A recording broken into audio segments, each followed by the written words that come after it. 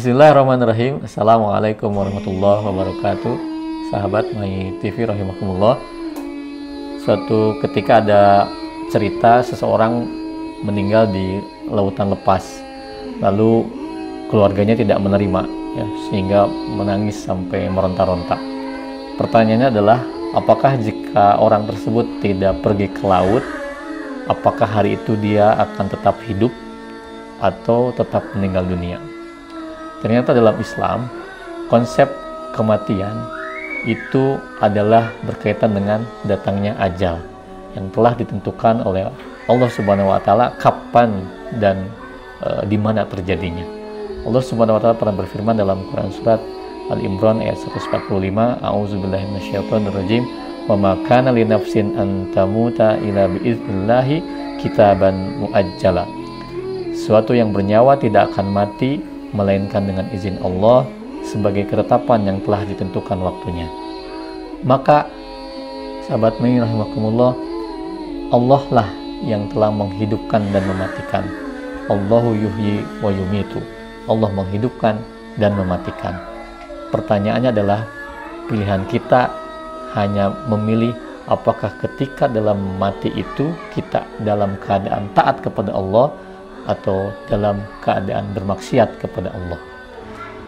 Rasulullah SAW juga pernah bersabda dalam sebuah hadisnya bahwasanya mereka yang paling banyak mengingat kematian dan paling baik persiapannya untuk menghadapi maut tersebut sebelum turun kepada mereka, mereka itulah yang termasuk mukmin yang cerdas, al-kayis, ya. Jadi orang yang cerdas dalam Islam itu bukan dilihat dari ilmu dan gelarnya saja, tetapi justru Rasul mengatakan orang yang paling cerdas yaitu orang yang selalu mengingat kematian dan mempersiapkan bekal untuk kematiannya.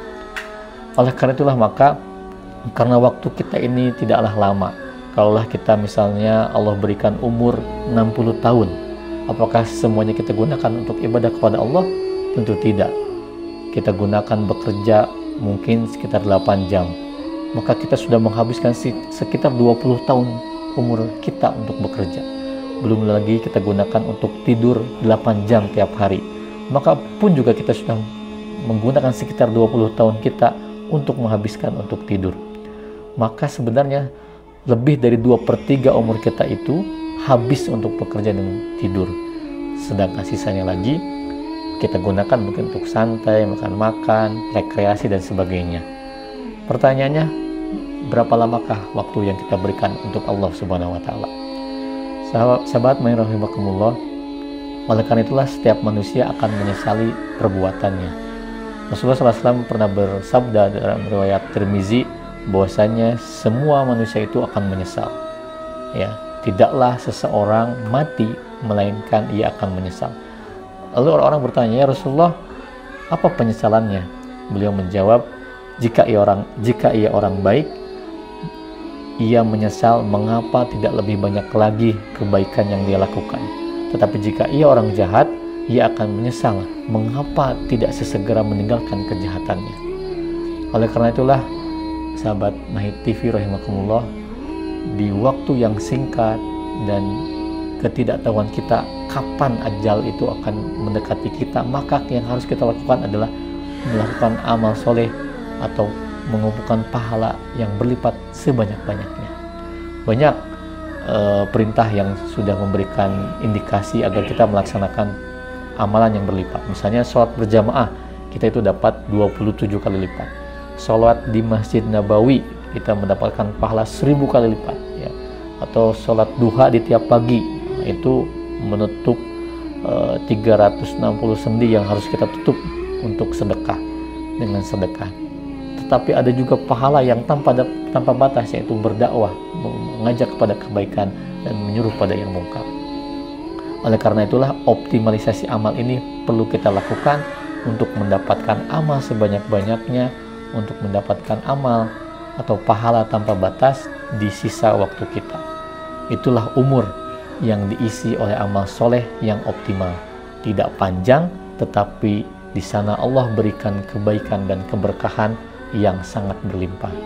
Maka tidak salah kita senantiasa berdoa kepada Allah Subhanahu wa taala Allahumma ikhtim lana bil islami wahtim lana bil imani wahtim lana bi husnil khotimah.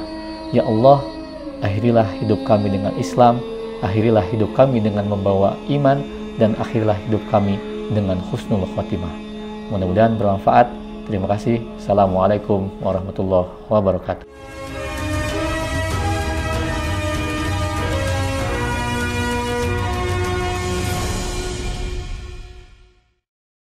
Bismillahirrahmanirrahim. Assalamualaikum warahmatullahi wabarakatuh.